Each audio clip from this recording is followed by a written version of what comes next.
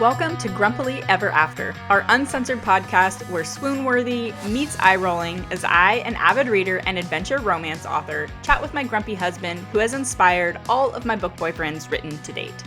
Join us as we chat about books he'll never read, words he thinks are stupid, and all his grumbles in between. If nothing else, we hope to make you smile and brighten your day. At least a little. So, settle in and let's see where today's chapter takes us.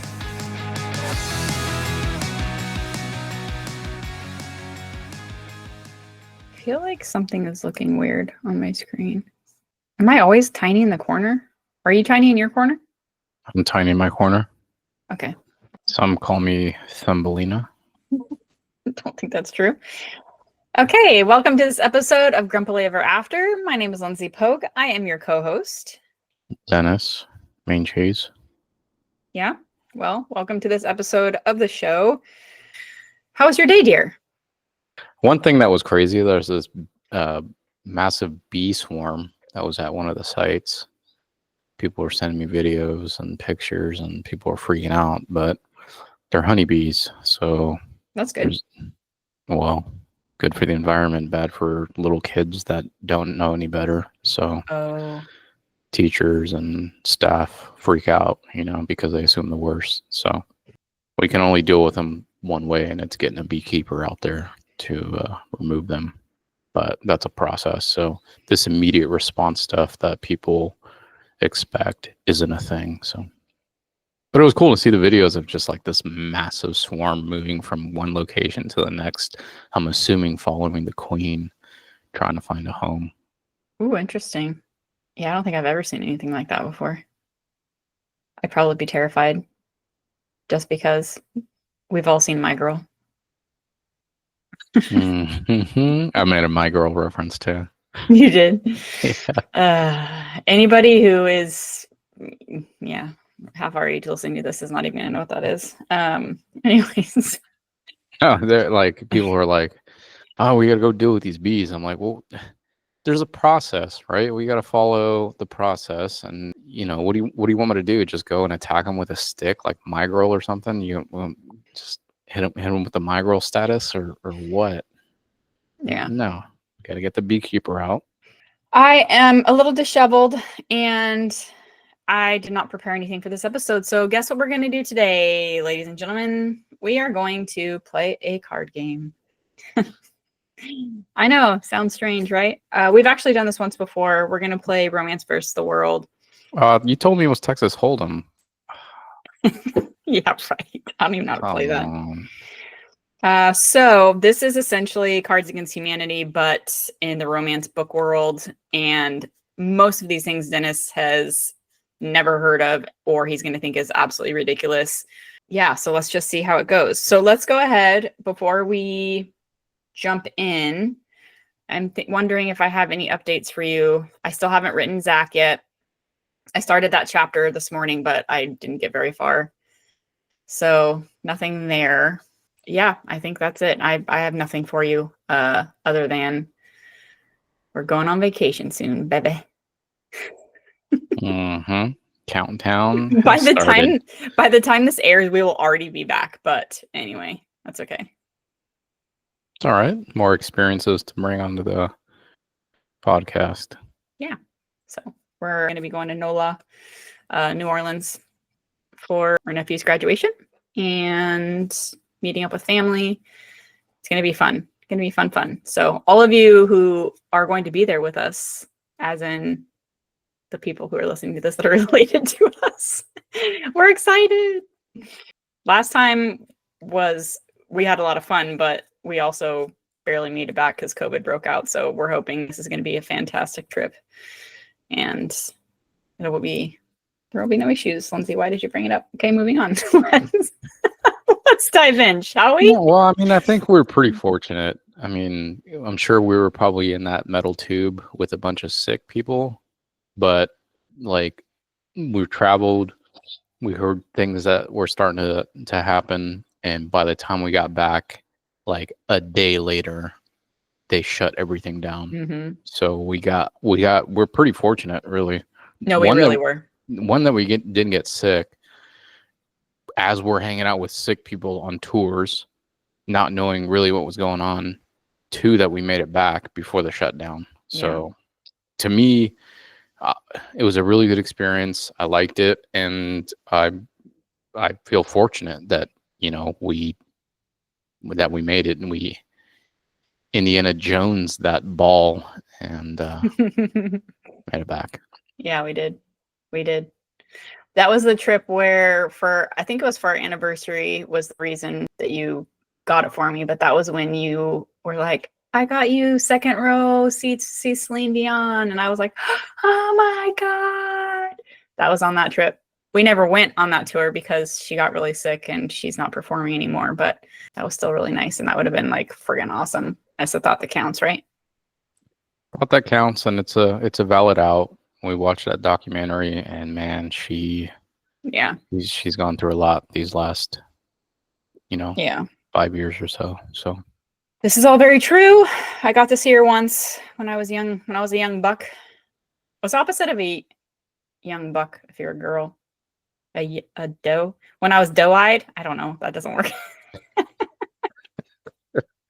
Anyways, moving on. Okay, so let's get into our game. So let's go ahead and we'll each pick one black card. And then this is going to be what sets the precedent. Don't look at it. Just take the top one. Set it aside. Oh, I cut the deck. Oh, okay. However you want to do it. Okay. Here, I'll do that as well. Got one. Okay. So now pick 5 of the pink cards. You can't look, but pick 5 of the pink cards. Cutting as well. 3, 4, 5.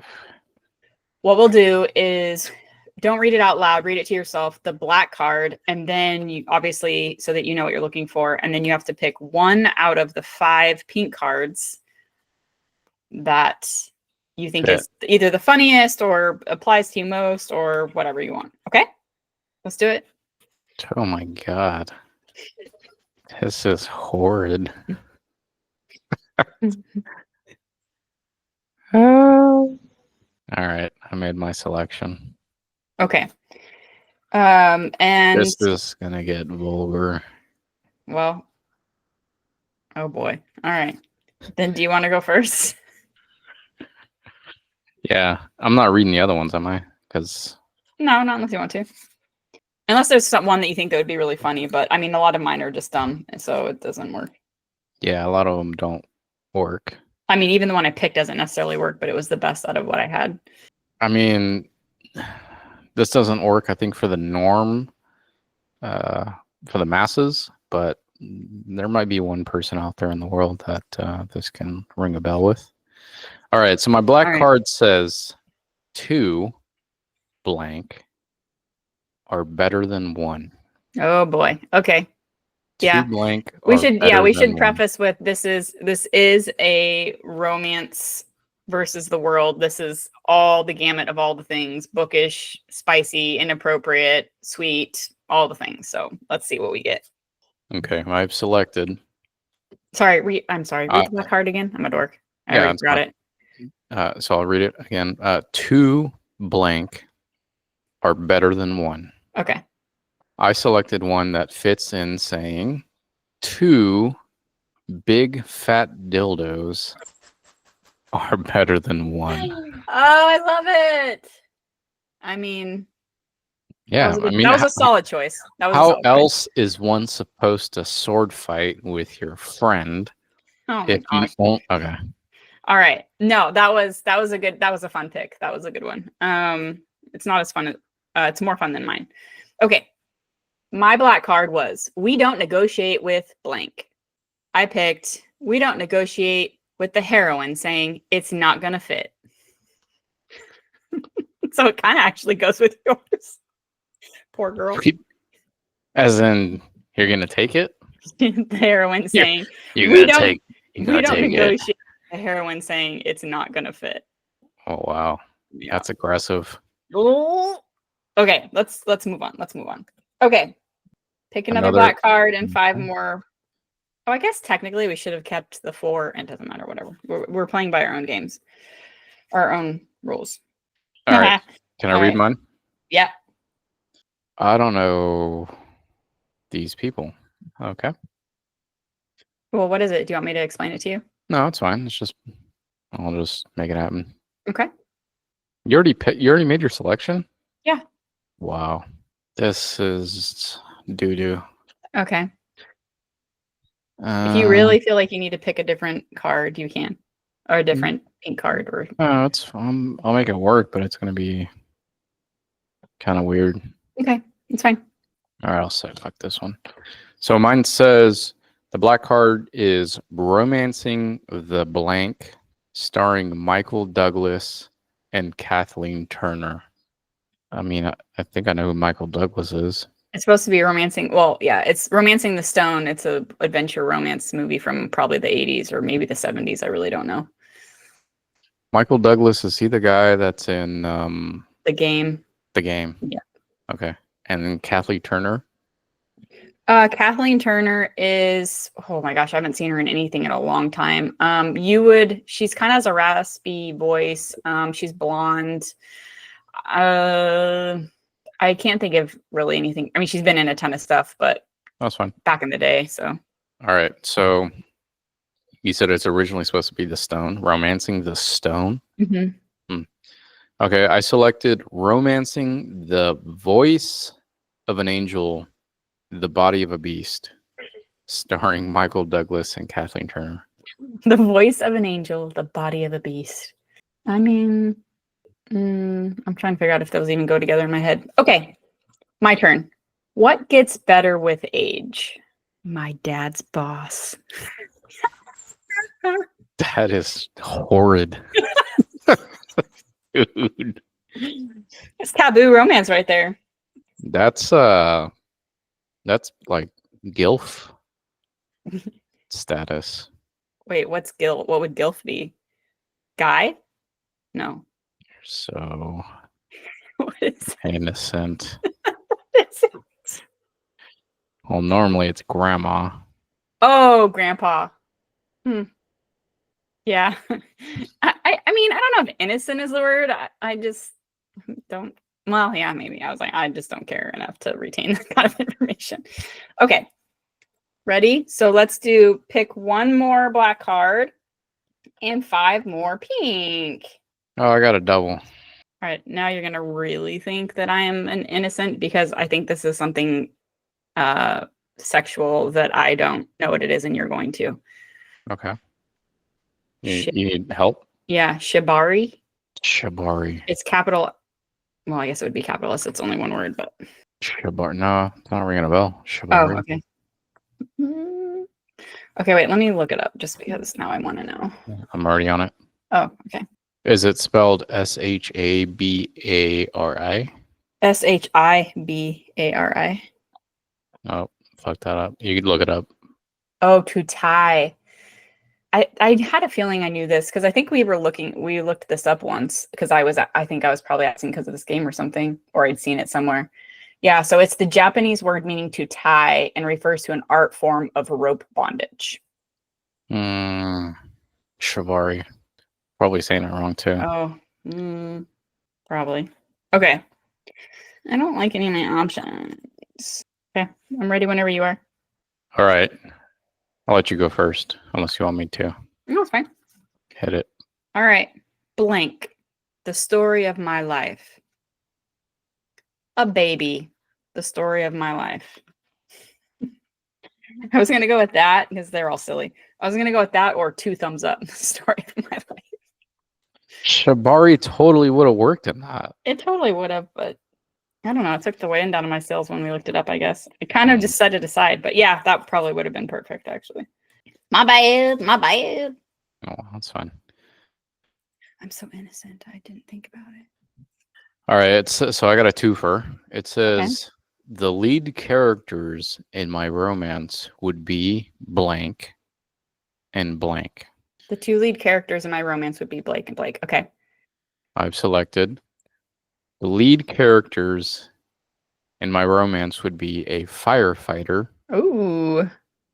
And a dragon shifter. Ooh. That's fun. That's a little bit of a like Romeo and Juliet.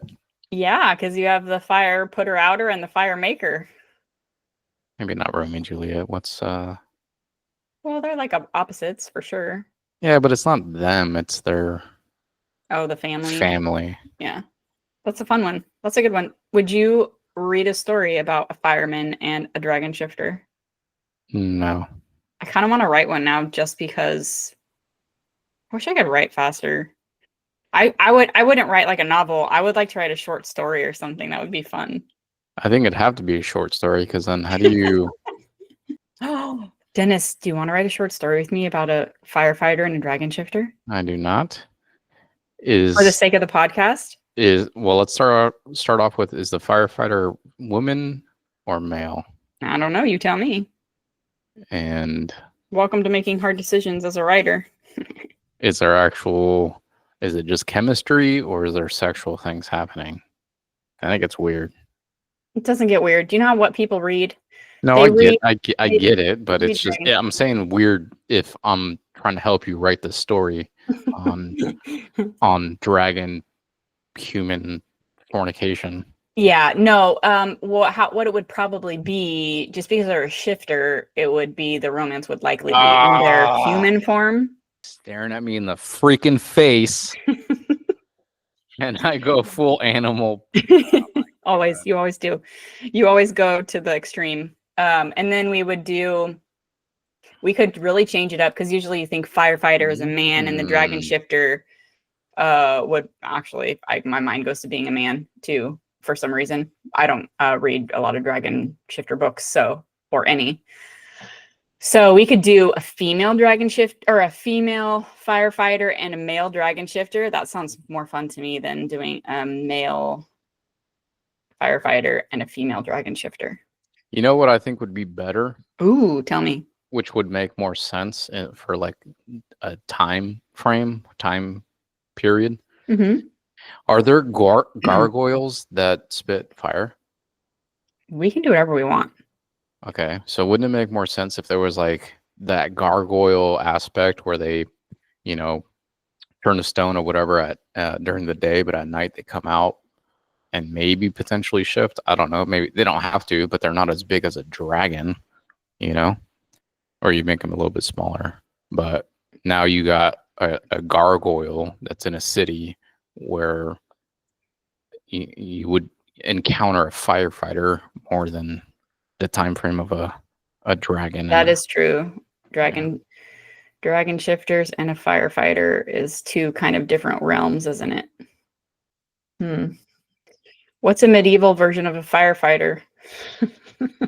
Someone that runs.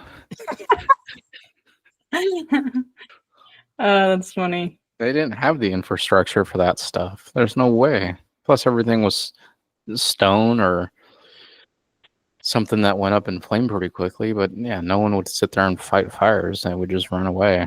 There's no point. So I think even in the, 18th century, maybe that's when the first firefighter came about, I'm guessing.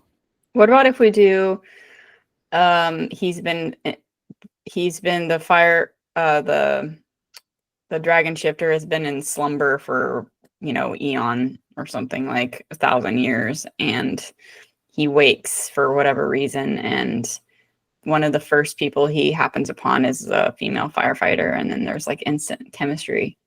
Maybe he comes up from the tunnels underneath the subway or something where he's been swinging. Or that works. Or he could have been, but I guess that makes more sense for on your end, because a lot of time has to pass for him, right? For the dragon to slumber. Well, I mean, how has it not been detected? Unless it's a world which they just exist. Dragons exist, and so do firefighters.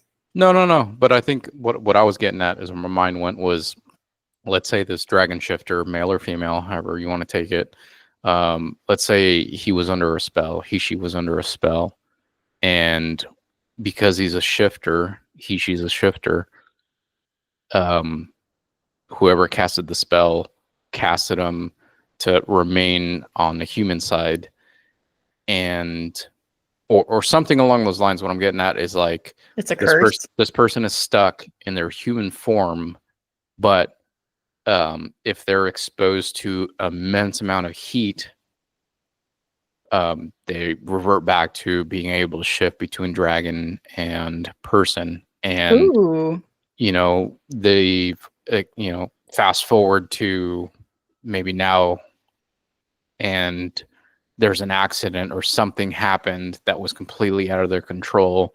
They fall into this fire, breaking that spell or curse or whatever it was. Maybe they brought it on themselves because they wanted just to be normal or human, and boom, they're back to being able to shift. That's really cool. I like that idea. I like that idea a lot. So does that mean that you are willing to develop this short story with me? No. Okay. I'll write it, but you have to help me plot it out.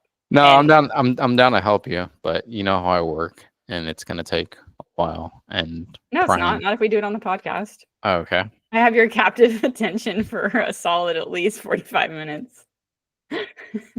Well, okay, that works. I mean, you're essentially just prying some ideas out of me, and then you run with it. So I'm down. Yeah, I think the hardest part is my stories are so long. I do a lot of world building and I do a lot of character development, and I have to put on a different hat, and I have to just write something in 5,000 words that is what our story is. I mean, that's up to you. We're talking about maybe a short story, novella or whatever, but you're already taking on the new character of Zach. And you already forgot your character's name. Poor Zach. You're already behind, so it's on you. Okay. That would be fun though. Okay, so that being said, did we do ours? We're good. I did mine, you did yours, so we picked new ones. New cards. So new black card. 3 deep. Okay. Can I ask you something? Yeah, of course. What is blue aliens? I'm assuming they're referring to just blue aliens. There is alien romance, sci-fi romance. Oh, okay. It's like I need an action word, and you want some of mine? Oh, this will work. This will work. Okay. Okay, go ahead. All right. So my black card says never leave home without blank. Ooh, okay. And out of my 5 cards I selected, never leave home without a massage with a happy ending. No. Okay. Runner up was never leave home without Daddy Dom.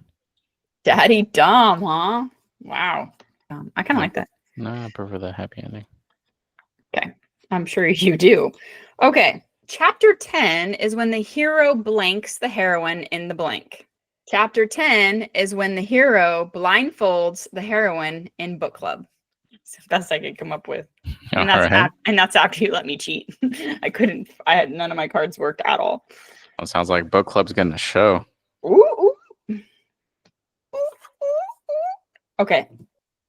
Uno más. Simon. 1 more black, 5 more pink. Let me know when you're ready. Alrighty. I'm not too sure about this one, but yeah, I know it's hard. My book boyfriend likes to blank with me. My book boyfriend likes to first base with me. Nothing worth laughing over, but works for now. PG. All right. Mine says dark romance always has blank. Oh. Question before you read it. Do you know the difference between like dark romance and sweet romance? My guess is dark romance is a closed fist and sweet romance is an open fist. No. You're such a dork. Wrong. Way wrong. Do you know what a sweet romance is? Sweet romance is probably the bubbly baloney stuff Hallmark. Yeah, it can be. Essentially, it alludes to the fact that it's a promise to the reader that it's not super steamy sex. There can be some sexual tension and, it can be swoony, but it's not going to be open door, explicit anything.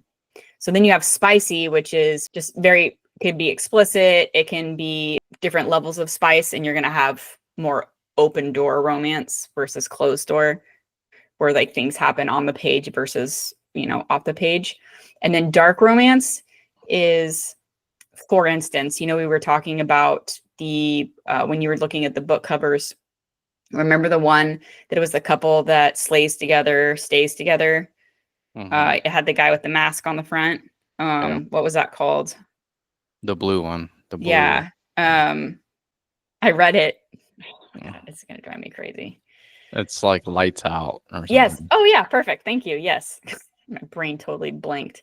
That would be a dark romance because that is about a guy who stalks a woman and they still end up together and stuff. So it has dark themes to it. The sexual content is a lot darker. So you brought up spicy and then you brought up dark.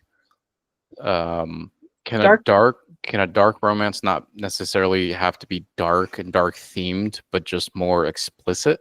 No, it's got to be dark themes. So dark romance is a subgenre of romance literature that explores darker themes, often including morally gray characters, power imbalances, and taboo topics like obsessive relationships, stalking, and dubious consent. These stories often feature unhealthy love stories and relationships that challenge moral boundaries. So they're still spicy, but they like take it up a notch and they really kind of throw in that ambiguity of this is not right, but I enjoy it anyway sort of feeling. It's more of like the living the fantasy, not what you want in your real life sort of deal. Nobody wants a stalker, but people absolutely love it because it's funny and it's sexy and it's totally nobody wants that in their real life, but that kind of makes it a dark romance. Gotcha. Yeah.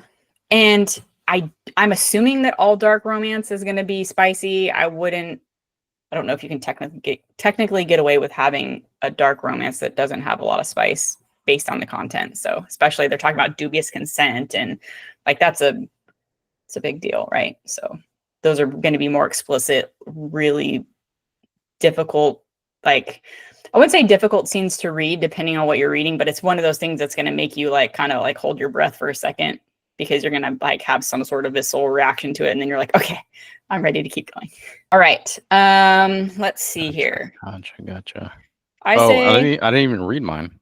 Or did I read it or did I just ask you a question? Oh, yeah. I'm sorry. Yeah, I totally cut you off and asked you about the tropes. Okay, go ahead. Or the subgenres. Sorry, go ahead. Can you read it again? Sorry. Yeah. So dark romance always has blank. And I selected dark romance always has my reading goal. Okay. I shifted. I initially picked, after your whole explanation, dark romance always has a clean pair of underwear. That's actually really funny. I like that. Because it's not true, huh? Some nasty ass soaked undies. Yeah, probably. Mm-hmm. Depending on how taboo, yeah. Dare I say ripped, potentially? Maybe. You never know. All right. I'm going to pick two for this one just because one is fun and one actually works and one's more fun. The most important meal of the day is single dad. Oh my God. Wow. And the other one that I initially picked that actually sort of works for bookish people. I mean, I guess the single dad does too, depending on what you like to read. The most important meal of the day is heartbreaking, soul-crushing angst. I knew you'd like the single dad one better, though. Okay, your turn. All right, so mine says just one more chapter before blank. Okay. And I picked just one more chapter before she asks if it's in yet. Oh, man. What are they talking about? What? Hot Pocket. Hot Pocket? What? Yeah. Okay. Let's do something else since we have some time. Since we're on this topic.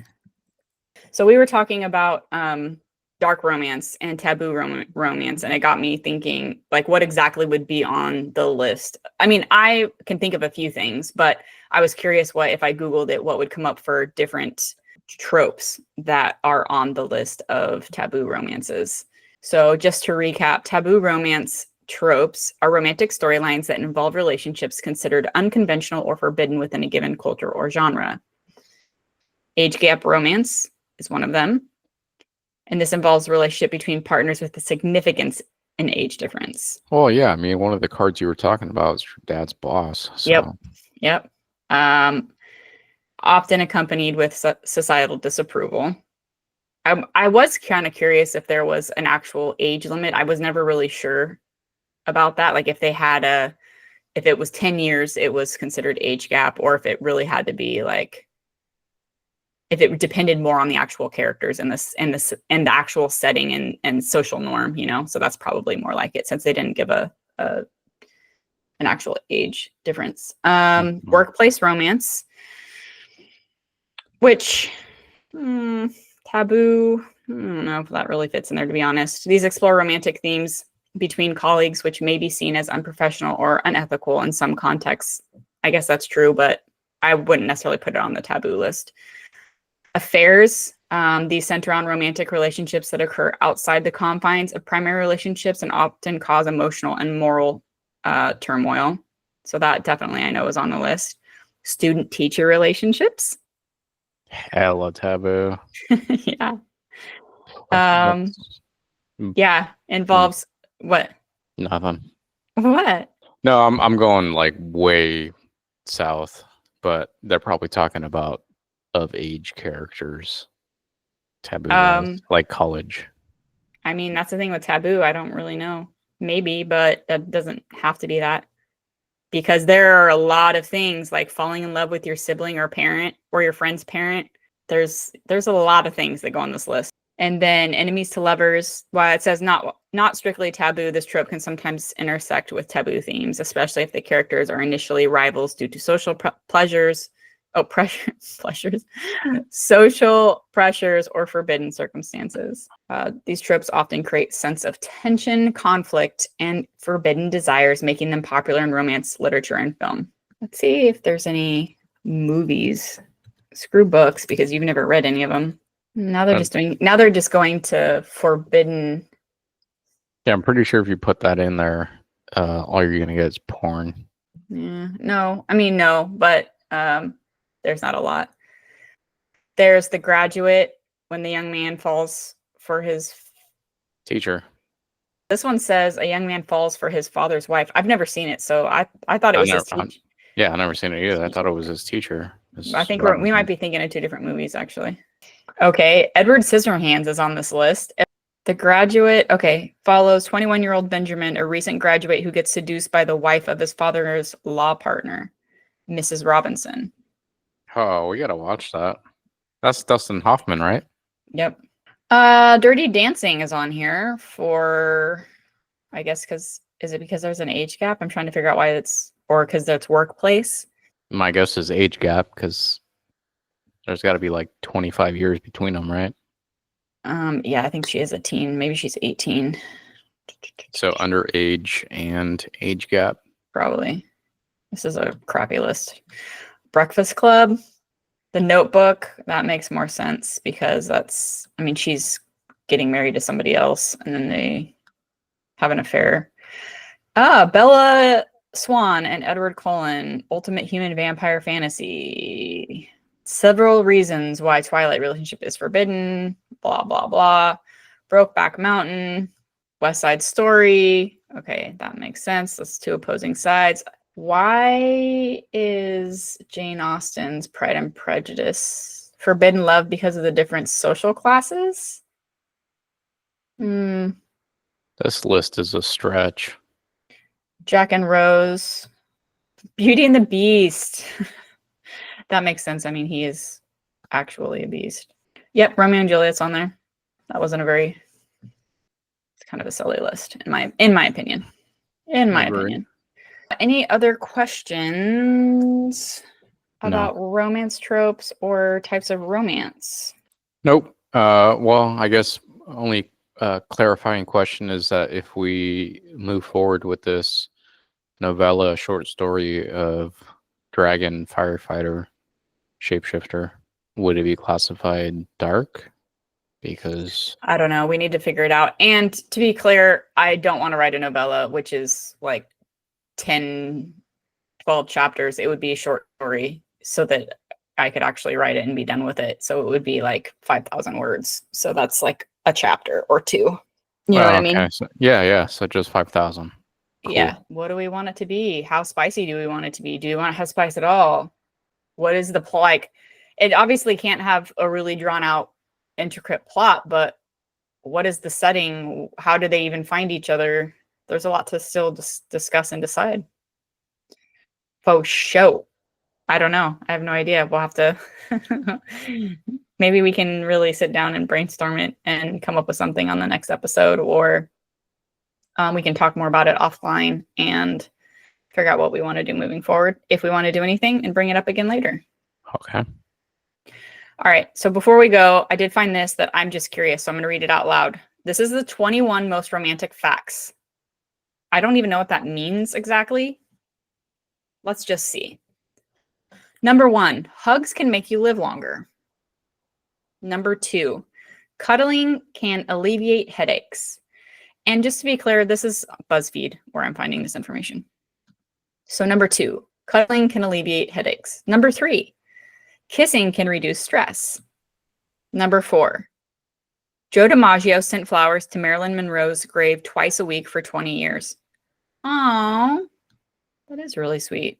Number 5, in Argentina, a farmer planted a forest in the shape of a guitar more than 2/3 of a mile long in honor of his late wife. Couples can sync up their heart rates by staring into each other's eyes. Number 7, just look at a loved one's photograph, or just looking at a loved one's photograph can be enough to relieve physical pain. Number 8, love can make you measurably more trusting. Number 9, love at first sight, as we know it, can happen as quickly as in 1/5 of a second. Number 10, men fall in love more quickly than women. Number 11, still, initial attraction isn't everything. Those last like 3 or... They link to studies, but I'm not obviously clicking on them. Okay, number 12, 23% of online daters say they ended up marrying the partner they met through a dating app or site. Number 13, 823 same-sex couples were married in New York City on the first day that same-sex marriage was legal statewide. Number 14, in Iowa, Vivian Boyack and Alice Dubes, 90 and 91, were married after 72 years together. Wow. 15, Lionel and Ellen Buxton, married in 1936, never spent more than one night apart from each other. Number 16, swans mate for life. I knew that. 17, seahorses are also monogamous and even hold tails. 18, your brain is wired to think obsessively about the object of your affection, at least in the early stages of that affection. 19, those early stages of love also make you a less productive person. That makes sense. Number 20, you also see a sort of idealized version of your significant other. Also makes sense. And 21, because of all of this, breakups really can cause physical pain. There you go. Supposedly 21 most romantic facts of all time. Okay. Says BuzzFeed. Yeah. Super. That was a short episode for everybody and kind of all over the place, but that's what happens when life is crazy, man.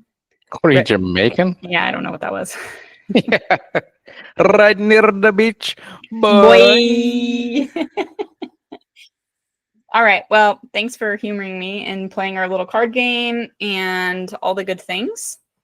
Let's say what we're grateful for and below this popsicle stand. All right. I'm grateful for modern plumbing because I got to go pee. Okay. And I'm grateful for Airborne because, yeah, I'm going to go take some right now because my throat's itching me. And I'm sure it's only because of allergies and because I know I'm going on vacation and I don't want to get sick. So let's go do it. Not it, but, you know, it. All right, everybody. We're dorks. Talk to you next time. Happy reading and listening adventures. Until then, hasta la vista, baby. Mahalo. Bye-bye. Well, that's a wrap on this episode of Grumpily Ever After. Whether you're here for the book talk or the banter, we appreciate you. If you enjoyed our brand of chaos, don't forget to subscribe and join us next time for more book chats and married mayhem. Stay grumpy, stay bookish, and we'll catch you next time.